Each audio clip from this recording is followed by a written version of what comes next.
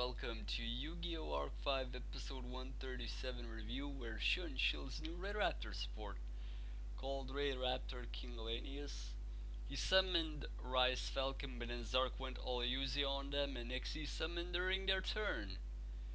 It seems that he can XE summon while Zarc himself is on the field, and well, these King Servant Dragon cards are definitely not going to be a part of the real life game, or they're going to be completely nerfed, because there's no way they're going to let these cards go on a complete rampage on the current real life card game.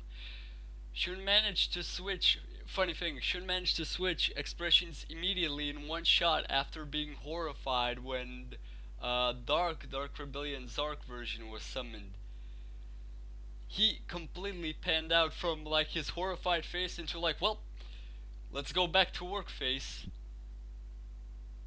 Shun also said that he was going to help Yuto remember himself by using the analogy where Yuto punched him in the standard dimension to get himself back. He said he was going to punch Yuto back into reality or something like that.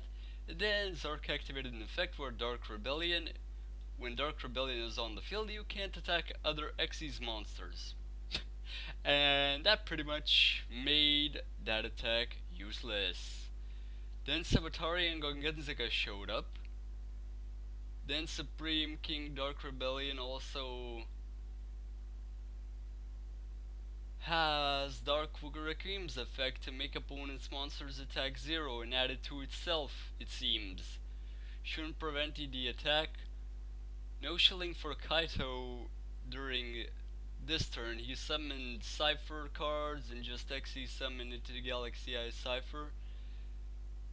And he said that now it's their turn to save Yuya, how Yuya saved Heartland from Academia's invasion, though that is very much debatable. Yuya did not save Heartland from Academia's invasion. Heartland was already invaded from Academia's invasion. So that was a little bit of a dialogue opportunity, I guess. Then Kaito used Cyper Projection, and Zarc said nope. His monsters are not affected by his opponent's Fusion, Synchro, and Xyz cards, which is just fantastic. Then it switches to Reiji and Reira, and they see Xyz and Synchro Citizens Ghost just walking around all willy-nilly through the dimension, confused. Oh, and then Sayaka continues to be useless, gets sucked into a wormhole with Alan for no reason. Then we go back to the duel, and Sayaka and Ellen are also there. And then they get transported somewhere else after like a few turns also. Then Shun shields new rank up cards with Kaito. They double and triple Cypher Dragons and Revolution's Falcon's attack due to the rank up effects. Then Zarc just releases Dark Rebellion, resummons Dark Worm, and makes all their efforts 0. Because he resummons Dark Worms, and with the effect, those Xyz monsters' attack becomes 0. Then Savatari hears the D-wheel sound, and of course we know who that is. It's Jack freaking Atlas. So Jack Atlas flies in with his D-wheel, intrudes in the duel together with Gongenzika, and then Kaito and Captain Falcon just get taken down immediately, like the last duel also, when the intrusion happened. Shun actually apologized to Sora for losing the duel and entrusts Yui's pendant to Gongenzika. And next week it's going to be Jack and Gongenzika continuing the gauntlet against Zarc.